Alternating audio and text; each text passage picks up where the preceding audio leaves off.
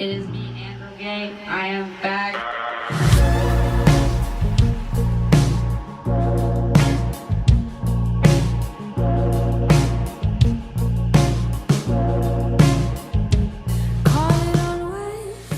My name's India. And I am Claire. And we are Boyish. And you can find us on Spotify, on Instagram. And we mostly play, I would say, indie Music, alternative. Music, yeah. It's varied for some time now. Yeah. But in the indie overall genre.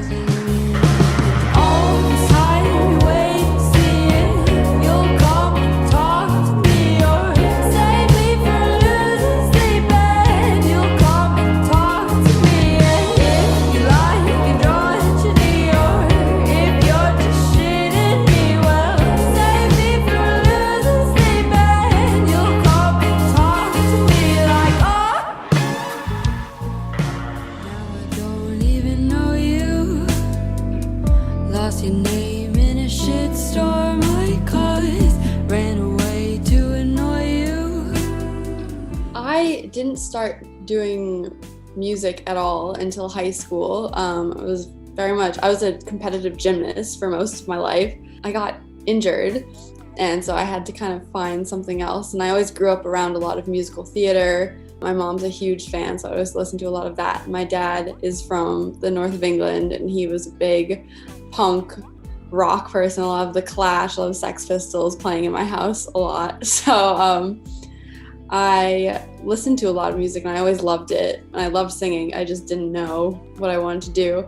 And I ended up auditioning for LaGuardia High School here in the city and got in for singing and sort of started studying classical voice there and started writing my own music kind of in my junior year of high school.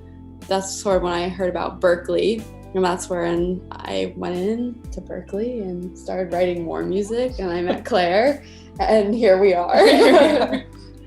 And my dad is a guitar player, and he played in bands all throughout high school and college and while I was growing up. And it was like the best time of his life. So I always grew up with these stories of like, oh, in the band, you know, on our bus, all this stuff. But really, like, I've been playing music my entire life. And when it really clicked for me was my dad's friend has this 4th of July party that we would go up to every year on this lake. He has a big cabin and whatnot. And they'd set up outside like this band. They'd have drums, they'd have bass, you know, and everyone would go up and play a little bit. It was just like a big jam. And when I was younger, I really wanted to be a drummer.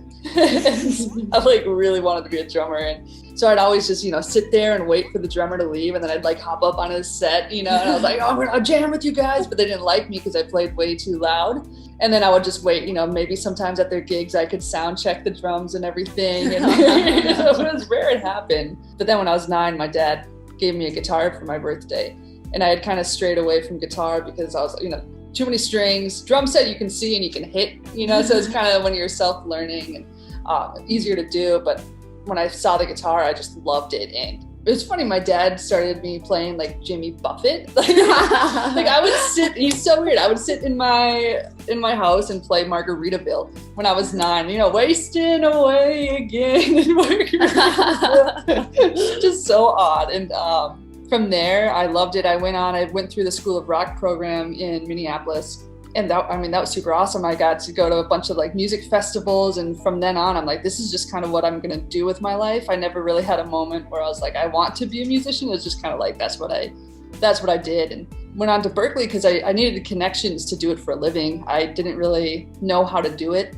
And I figured Berklee would run me into some people that had similar aspirations that could help me along. And met India. Never knew that you missed me. Only thought that you wanted to move on. What the hell were you thinking? Why the hell did it take so long? From there on, India was roommates with one of my friends early on, like freshman year, and she needed help with an audition. She needed an accompanist. Whatever, you know, someone to accompany her. And she asked me to do it. And it was really fun. We didn't get the audition No. part. We did not secure the placement, but we're kind of like, this was cool. Like, you have more songs you want to learn, practice, and Yeah. We started Yeah. writing a lot together. We started a band in college called The Blue, and it was like a country band, I would say. yeah, it was an odd mix of things. It was like all of our influences growing up like wanted to come out at once, and we just didn't really know how to like, direct that. here yet. is our punk country project. So we kind of did that for 3 years in college and just kind of played a lot of basement shows. Some started taking it more seriously towards the end of college, playing a lot of shows in New York and stuff. Went on like a little mini tour. And then after graduating, kind of just like, this just doesn't feel right anymore. I feel like the songs that we've written have taken us as far as they're going to. And we kind of- changed. and we changed a lot. Like, I think our influences changed a lot. Our like just writing style changed a lot. So we decided to start a totally new project, basically with the same people, but name change. name happened. change. And yeah, that's, when we wrote Garden Spider and developed that over the course of like a year or so. And so, yeah, that's where we are now. Am I crazy? Can you tell? Haven't slept 'cause I'm in hell, and you are my only.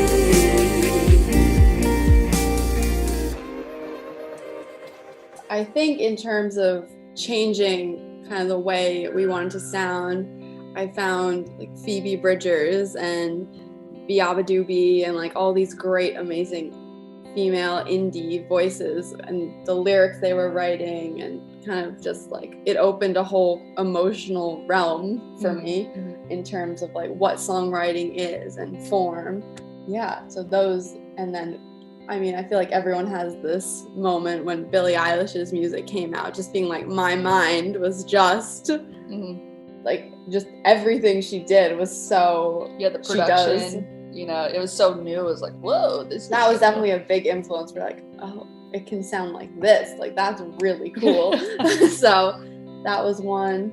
I don't know about you, but Yeah, no, recently Phoebe has been big. I think like right when we were working on Garden Spider, a lot of Frank Ocean was in my life. Just really loving that. And so, yeah, it's funny, you can hear all the production in our songs and our albums changes based on like who we're into, and it oh, the FKA Twigs album. Oh yeah, Cellophane. that one was really cool too. But now, yeah, it's a lot of Phoebe Bridgers, I think we listen to. We're loving it.